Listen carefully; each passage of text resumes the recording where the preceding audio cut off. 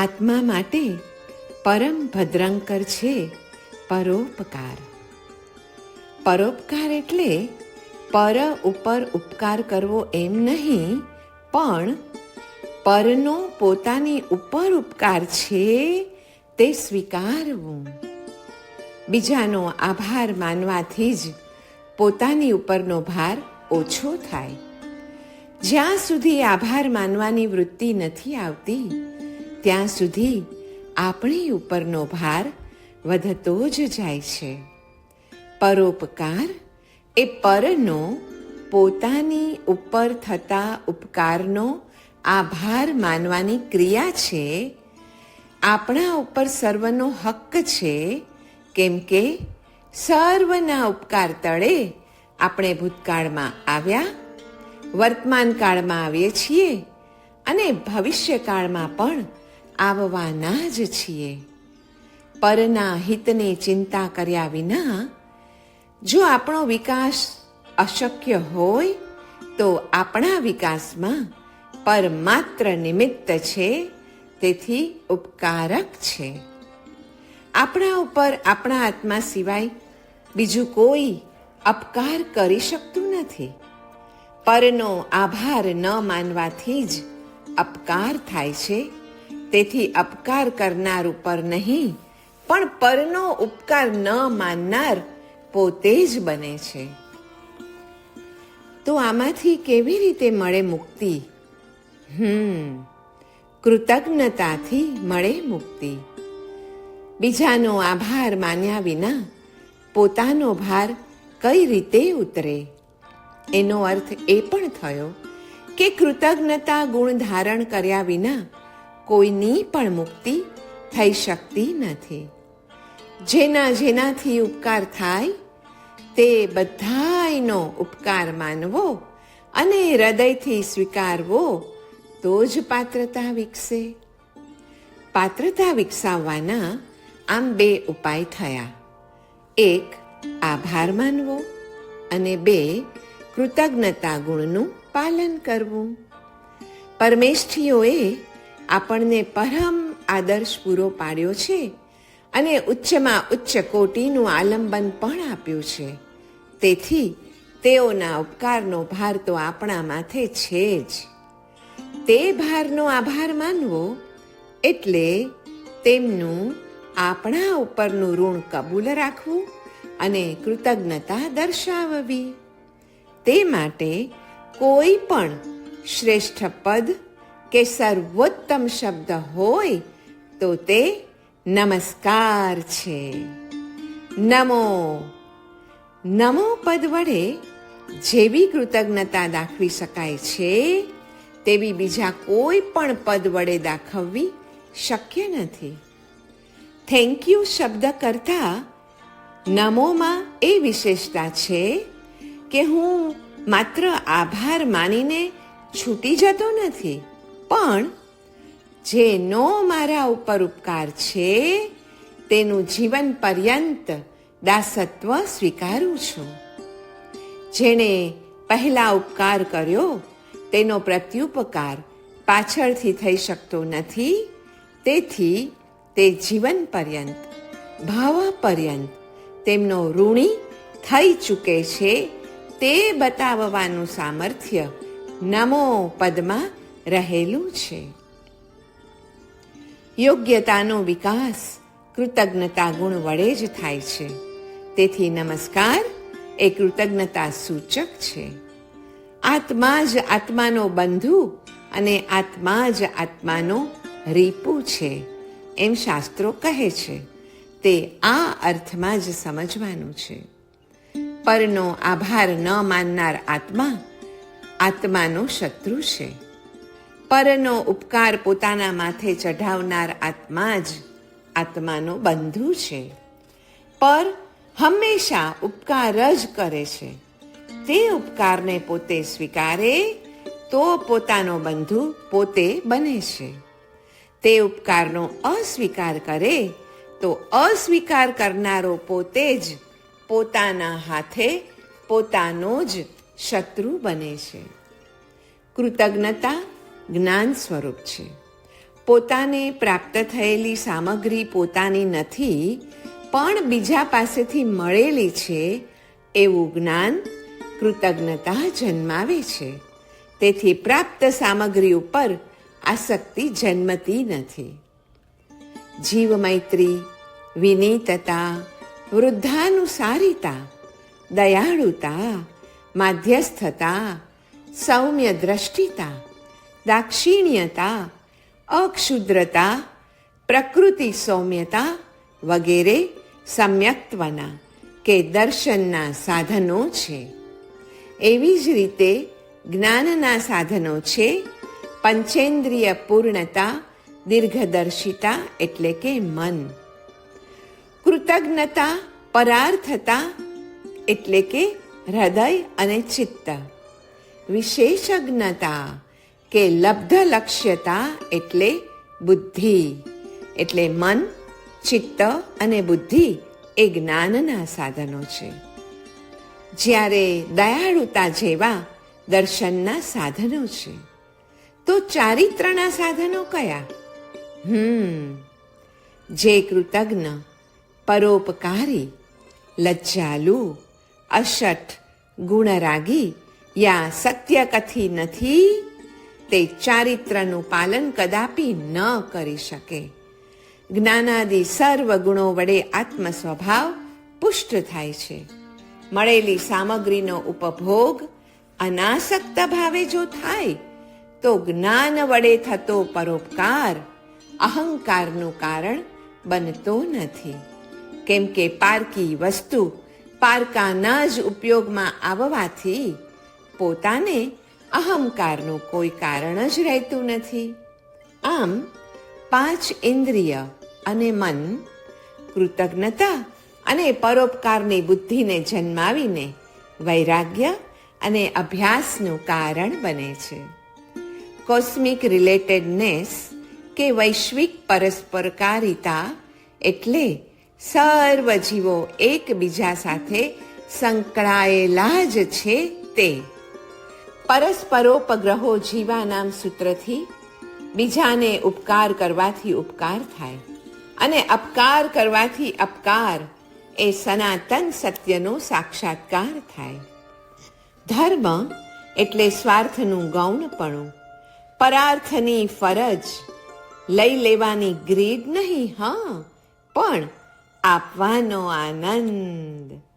જ્યારે સ્વાર્થ અને અહંભાવ ગૌણ થાય છે ને, ત્યારે જીવોમાં રહેલ જીવત્વ પ્રત્યે અંદરથી જ પછી ભાવ જાગે છે અને સર્વ જીવોમાં તુલ્યપણાનું દર્શન થાય છે. નમો એ કૃતજ્ઞતાનું સેવન છે અને અરિહંતાણમ એ ઉદારતાનું પ્રતીક છે. ભાવ ત્યાં સુધી જ ભાવ રહે છે જ્યાં સુધી તેમાં બીજાની હિતચિંતા હોય છે. તે છૂટીને પોતાના વિચારમાં આવતા જ ભાવ મટીને ભવ બની જાય છે. માટે જ સ્વાર્થને ભવની ઉપમા અને પરાર્થને ભાવની ઉપમા સુઘટિત છે. કૃતજ્ઞતા વિનાનો પરોપકાર એ અહંકાર છે અને પરોપકાર વિનાની કૃતજ્ઞતા એ માયાચાર છે. પરોપકારને નિરહંકાર બનાવવા માટે કૃતજ્ઞતા ભાવની જરૂર છે અને કૃતજ્ઞતા ગુણને કેવળ શિષ્ટાચાર રૂપ ન બનાવવા અને મિથ્યાચાર રૂપ બનતા બચાવવા માટે પરોપકાર ગુણની મહદ આવશ્યકતા છે. પરોપકારથી કૃતજ્ઞતા ચરિતાર્થ થાય અને કૃતજ્ઞતાથી પરોપકાર ધર્મરૂપ બને. પોતાના ધર્મથી પોતાને જ લાભ અને બીજાને કાંઈ નહીં, એવો વિચાર જીવને કૃતજ્ઞતા અને પરોપકારના ગુણોથી રહિત બનાવે છે. બીજાના ધર્મથી થયેલા પોતાની ઉપરના ઉપકારનો તેમાં અપલાપ થાય છે અને બીજા ઉપર ઉપકાર કરવાના પરિણામનો તેમાં અભાવ થાય છે. બધાનો ઉપકાર લેવાનું રહે છે, કરવાનું રહેતું નથી, તેથી વળી એકલી સ્વાર્થ વૃત્તિ જ દ્રઢ થયા કરે છે. સ્વાર્થ વૃત્તિ જ બધા એ પાપોનું મૂળ છે અને પર અપકાર વૃત્તિ ભવ્યત્વ ભાવનો વિકાસ થતા અટકાવે છે. મુક્તિ ગમનની યોગ્યતા એટલે સ્વાર્થ વૃત્તિથી મુક્ત થવાની યોગ્યતા. તે યોગ્યતા પરોપકાર પરાયણતાથી જ વિકસિત થાય. સ્વાર્થ વૃત્તિમાંથી પર અપકાર પરાયણતા જન્મે છે અને તે જીવના નિર્મળ સ્વભાવને પ્રગટાવતા અટકાવે છે. જીવનો નિર્મળ સ્વભાવ પ્રાપ્ત કરવા માટે પરોપકાર પરાયણ આપણે થવું જ જોઈએ અને તેવું થવા માટે કૃતજ્ઞતા ગુણને વિકસાવવો જ જોઈએ. પરાર્થ વૃત્તિના પણ બે પ્રકારો છે. એક, બીજાએ કરેલા ગુણોની સ્મૃતિથી થતી નમ્ર વૃત્તિ રૂપ પરાર્થ વૃત્તિ, અને બે, બીજા ઉપર ઉપકાર કરવા રૂપ પોતાના કર્તવ્યના સ્મરણથી ઉત્પન્ન થતી ઉદાર વૃત્તિ રૂપ પરાર્થ વૃત્તિ. ઉદારતા સ્વને ભૂલવાડવા રૂપ છે અને નમ્રતા પરને યાદ રાખવા રૂપ છે. એટલે જ બંને ગુણોની તાતી જરૂરત છે. સ્વને ભૂલવા માટે પરાર્થતા અને પરને યાદ રાખવા માટે કૃતજ્ઞતા અનુક્રમે ભવ્યત્વનો પરિપાક કરે છે અને સહજ મલનો હાસ કરે છે. આપણા જીવનમાં બીજા જીવો દ્વારા થયેલા પોતાની ઉપરના ઉપકારોનું જ્ઞાન થયા વિના થતી પરોપકારની ક્રિયા અહંકાર અને સ્વાર્થને જ પોષે છે. ત્યારે સ્વનું વિસર્જન થવાને બદલે ઉલટું દ્રઢીકરણ થાય છે. પોતે જેના ઉપર ગુણ કરે તે જો કૃતજ્ઞ ન બને તો તેની ઉન્નતિ ન થાય, અને પોતાની ઉપર જે ગુણ કરે તેનો ઉપકાર માનવામાં ન આવે તો પોતાની ઉન્નતિ ન થાય. બસ એ સમજથી કૃતજ્ઞતા અને પરોપકાર ગુણનું પાલન થઈ શકે એમ છે. ભગવાન બન્યા છે કારણ કે તેમણે પરના ગુણને સ્વીકાર્યા છે અને પરને ગુણ કરવા માટે પુરુષાર્થ પણ સેવ્યો છે. જેને પરોપકારની પડી નથી તેની અયોગ્યતા એટલે સ્વાર્થ પરાયણતા જતી નથી. જેને બીજાથી પોતાને થયેલા ગુણની કદર નથી તેની પણ સ્વાર્થ પરાયણતા ટળતી નથી. સ્વાર્થ પરાયણતાને પુષ્ટ કરનાર કૃતજ્ઞપણું અને પરાપકારકતા એ બે જ મુખ્ય છે. પોતાને પરાપકાર ગમતો નથી પણ પરોપકાર ગમે છે, તથા પરનું કૃતજ્ઞપણું ગમતું નથી પણ કૃતજ્ઞપણું ગમે છે. માટે આત્મતુલ્ય પરનું જ્ઞાન જેને સિદ્ધ કરવું જ છે તેણે કૃતજ્ઞતા અને પરોપકાર એ બે મહાન ગુણોને અપનાવવા જ રહ્યા. જો એ બે ગુણોને સ્વીકાર અને વિકાસ કરવામાં ન આવે તો અનંત એવા પરની વિરાધનાનું મહાપાપ તેને પડે પડે લાગ્યા કરે. કૃતમ જાનાતિ સકૃતજ્ઞ. કૃતજ્ઞ બનનારે પરોપકારને ગુણ તરીકે સ્વીકારી જ લીધો. પરોપકાર સદગુણની આ વિશ્વમાં હયાતી જ ન હોય તો કૃતજ્ઞતા ગુણનું પણ અસ્તિત્વ જ નથી. કૃતજ્ઞતાને અસ્તિત્વમાં લાવનાર પરોપકૃતિ છે અને પરોપકૃતિને પ્રેરનાર કૃતજ્ઞતા છે. કૃતજ્ઞતા જેવો ગુણ ન હોય તો પરોપકાર સંભવતો નથી. બસ પછી તો કેવળ અહંકાર જ રહે છે. પર ઉપર ઉપકાર કરવા સ્વને ભૂલવો જ રહ્યો. સ્વને જ મુખ્ય માનનાર અને પરોપકાર વડે પણ સ્વનું માન વધારવા પ્રયત્ન કરનાર જે માણસ પરોપકાર કરે છે તે ગુણ નહીં પણ ગુણાભાસ છે. દેખાય પરોપકાર પણ કાર્ય થાય અહંકારનું, ત્યાં સુધી પરોપકાર ગુણ વડે જે સ્વાર્થરૂપી મલનો નાશ કરવો છે તે આત્મા નથી શુદ્ધ થઈ શકતો કે નથી સિદ્ધ. સર્વ દોષોની જનનીને ઉચ્છેદ કરનાર પરોપકાર નામે ગુણ છે. કૃતજ્ઞતા એટલે પરોપકારની પૂર્વ ભૂમિકા અને પૂર્વ તૈયારી. તે પરોપકાર ગુણના માલિક બનવા માટેની પૂર્વ તાલીમ છે.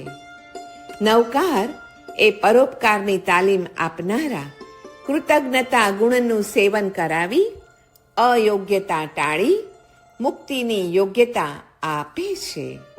એ યોગ્યતાનો વિકાસ પરોપકાર ગુણમાં જ પછી પરિણમે છે. પરોપકારને સારો માનનાર કૃતજ્ઞ કહેવાય છે. જેને જે સારો માનતા શીખે તેને તે કાલક્રમે એના જેવો કર્યા વિના ન રહે. પરોપકાર વડે સ્વાર્થ વૃત્તિ રૂપી સહજમલનો વિગમ થાય અને કૃતજ્ઞતા વડે સ્વાર્થ વૃત્તિમાંથી મુક્ત થવાની જીવની સહજ યોગ્યતાનો વિકાસ થાય છે. કૃતજ્ઞતા ગુણ જેમ કૃતમ એટલે કે બીજાએ આપણા ઉપર કરેલા ઉપકારનું સ્મરણ કરાવે છે, તેમ પરોપકાર પણ પરના આપણા ઉપર થતા ઉપકારનું એટલે કૃતજ્ઞતાનું સ્મરણ કરાવે છે. પરોપકાર એ સ્વપરોપકારનું અનન્ય સાધન છે. ભવ્યત્વનો પરિપાક કરનાર કૃતજ્ઞતા છે અને સહજમલ એ સ્વાર્થાંધતા રૂપી દુર્ગંધ છે. સહજમલનું નિવારણ અહંકાર માટે થતા પરોપકારથી થતું નથી, પણ પરને આત્મતુલ્ય સમજીને સ્વના જેટલો જ ઉપકારનો અધિકારી પર થાય છે એમ ધારીને સ્વાર્થ વૃત્તિ રૂપી મલને નિવારવા માટેના આલંબન રૂપે થતું પરનું કાર્ય જ સદ્ગુણ ગણાય છે. નિરહંકાર પરોપકાર વડે જ સ્વની સ્વાર્થ વૃત્તિ દૂર કરવાના અનન્ય ઉપાયભૂત પરોપકાર ગુણને જીવનમાં અપનાવવા દ્વારા નવીન કર્મના સંબંધમાં આવવાની જીવની સહજ યોગ્યતા અથવા નિર્મળ આત્માને મલિન કરનાર અયોગ્યતા દૂરે થાય છે.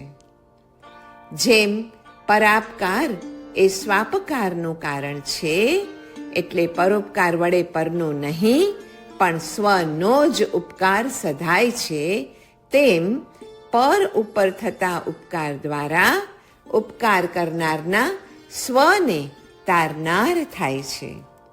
એ તત્વજ્ઞાનના આધારે પરોપકાર એ સ્વ ઉપકારને જણાવનાર હોવાથી કૃતજ્ઞતા ગુણને પુષ્ટ કરે છે અને કૃતજ્ઞતા એ પરના થયેલા ઉપકારનું વૈશિષ્ટ્ય જણાવનાર હોવાથી પરોપકારને પુષ્ટિ આપે છે.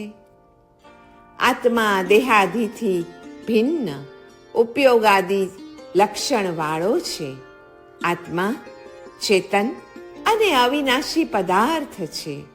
આ બધું શાસ્ત્રીય જ્ઞાન એ પરજ્ઞાન છે.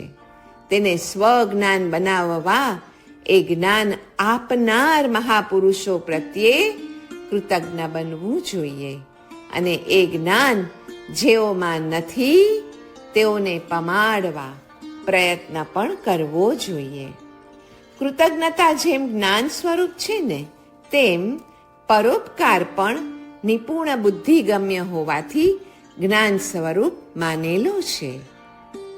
પરાપકાર જેમ સ્વાપકારમાં નિમિત્ત બને છે, તેમ પરોપકાર એ સ્વોપકારમાં નિમિત્ત થાય છે. સર્વ જીવો ઉપર આત્મદ્રષ્ટિ રાખ્યા વિના કોઈ પણ આત્મા કદી પણ ભાવ શાંતિ કે ચિત્ત સમાધિ પામી શકતો નથી.